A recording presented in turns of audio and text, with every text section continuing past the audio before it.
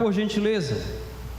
Queridos, todo homem que inicia na caminhada cristã, ele encontra Jesus e começa na vida cristã, começa como um bebê espiritual. Mas pastor, será que isso vale para os doutores, os professores de uma universidade? Ele é doutor, ele é professor na universidade, mas quando ele chega aqui, ele é matriculado no discipulado. Ele é matriculado no discipulado. Eu acho interessante a afirmação de Lutero, no seu Catecismo Maior. Lutero já era teólogo, já era professor em Wittenberg, Lutero já era um catedrático, mas quando ele teve o seu encontro com Deus, quando ele descobriu a doutrina da justiça de Deus, a doutrina da justificação também, Lutero ele afirmou o seguinte: naquele instante, naquele tempo que eu comecei a conhecer a Deus, eu me vi como um recém-nascido em um paraíso, no paraíso da fé. Então todo homem que aceita Jesus indistintamente, o doutor, o catedrático, o homem simples, o analfabeto, começa como um bebê espiritual. Essa é a nossa caminhada. Acho interessante o comentário de John Stott em Atos, capítulo 2, versículo 42. Após aquele grande discurso de Pedro, aquela grande mensagem, 3.000 pessoas, cerca de 3.000 pessoas se rendendo a Cristo. Aí a Bíblia diz que eles perseveravam na doutrina dos apóstolos. Diz John Stott da seguinte maneira: Deus abriu uma escola em Jerusalém, o diretor era o Espírito Santo, os professores eram os apóstolos que Jesus escolhera, e havia 3.000 pessoas inscritas no jardim de infância da vida cristã. Então, meus amados irmãos, todos nós começamos assim, mas tem uma coisa: a vida cristã não é uma vida estática. Deus não nos chamou para nos petrificarmos no tempo e não evoluirmos, e não nos aperfeiçoarmos. A vida cristã é uma vida de constante crescimento, constante aperfeiçoamento. Portanto, o declínio espiritual é marca de um cristão imaturo, é marca de um cristão que ainda está no jardim da infância da fé. Até porque, meus amados irmãos, a Bíblia nos apresenta o declínio espiritual principalmente como uma das marcas do ímpio. Paulo, quando escreve em Atos capítulo 2, no versículo 1, ele fala da condição anterior da igreja, antes dos irmãos aceitarem a Jesus. Ele diz da seguinte forma: vós éreis mortos, vós estáveis mortos em vossos delitos e pecados. Agora olhe bem para cá, por gentileza, porque toda atenção agora é pouca, toda atenção agora é pouca. A palavra delitos é a palavra paraptoma. Paraptoma é traduzido por delitos, alguns traduzem por transgressão. Mas esta palavra, ela tem um significado literal. Ela aponta para uma pessoa que está no caminho, ela escorrega e cai para o lado. Então, a vida do homem sem Deus é um constante declínio, é um constante escorregão. Eu posso forçadamente dizer que cada passo do homem sem Deus é uma queda, porque a Bíblia o descreve como caído. Então essa condição não é condição para crente viver. O crente não pode viver rebaixado a um nível espiritual tão baixo, de viver o tempo inteiro caído e nunca se reerguer.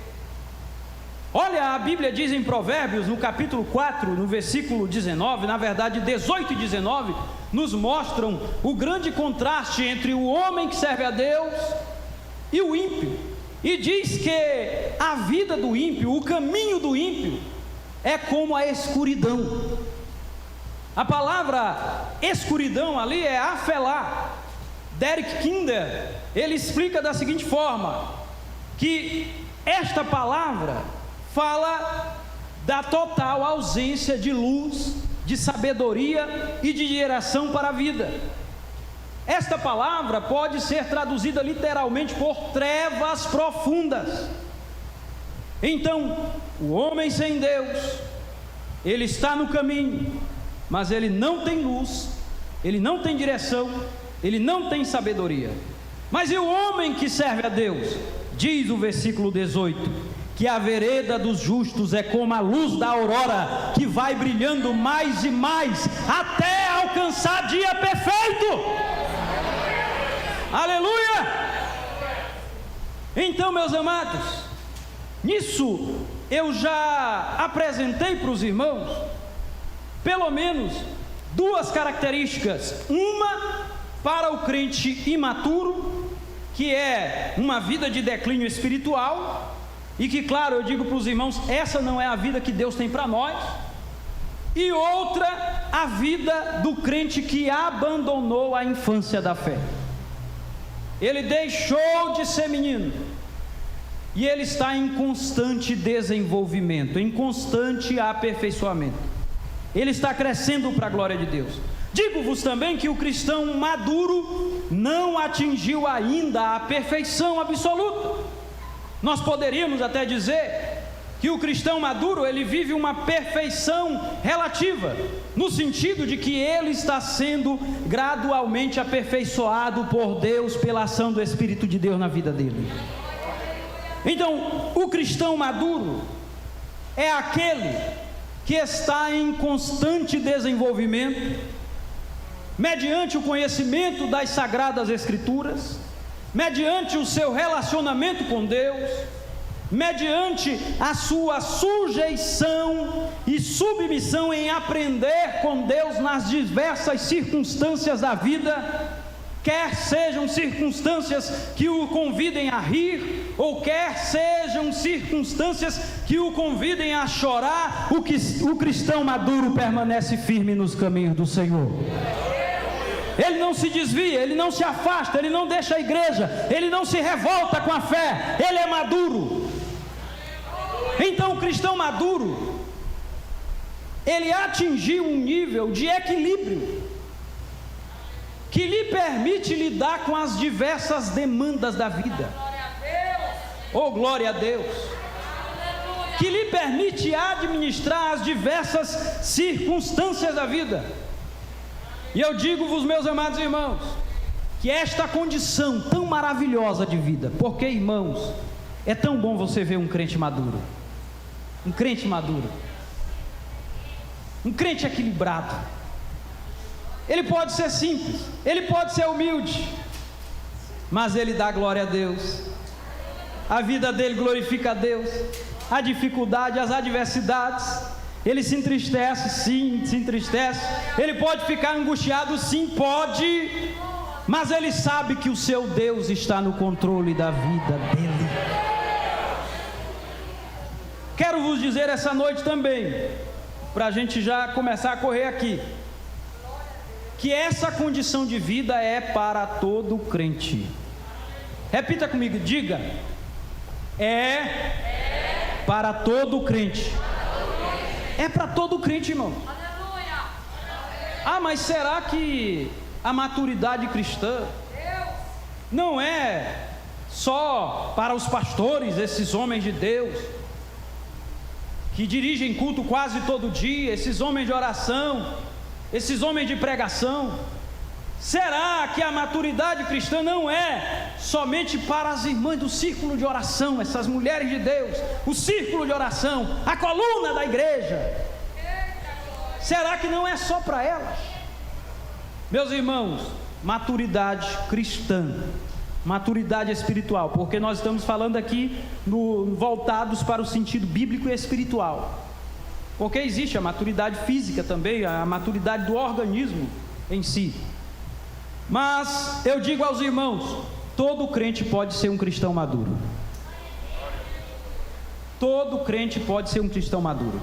Você lê aqui, por exemplo, em Colossenses, está ali também para os irmãos que quiserem acompanhar pelo telão, que o apóstolo Paulo, no versículo 28, ele repete a expressão todo homem. Ele repete 3 vezes. Irmãos, o apóstolo Paulo não era doido. O apóstolo Paulo não era maluco. E nem lhe faltava a sabedoria de ficar jogando palavras ao vento. O apóstolo Paulo era um homem entendido. Todas as palavras do apóstolo Paulo, quando ele escreve, são intencionais. Então, por que o apóstolo Paulo repete todo homem, a expressão panta antropon, todo homem, todo homem, todo homem? É porque havia em Colossenses uma heresia. Alguns dizem que era um misticismo judaico, outros dizem que era uma forma de gnosticismo, e eu concordo com estes últimos. O gnosticismo que diz que existe uma sabedoria oculta, existe um conhecimento oculto, e que por meio dele o homem alcança a salvação e a maturidade. Mas como o conhecimento é oculto, ele não é dado a todos os homens, ele é dado a alguns homens. Então os gnósticos diziam, esse conhecimento oculto, ele não é para qualquer comedor de feijão, ele é para uma classe especial.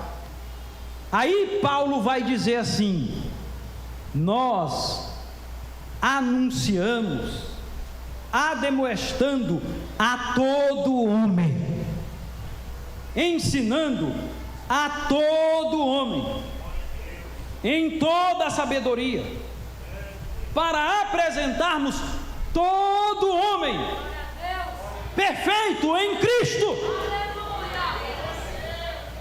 Essa palavra anunciar, ela estabelece um contraste, irmãos, com a doutrina gnóstica, porque os gnósticos, eles passavam o seu conhecimento secretamente, porque era para alguns, era para um grupo seleto.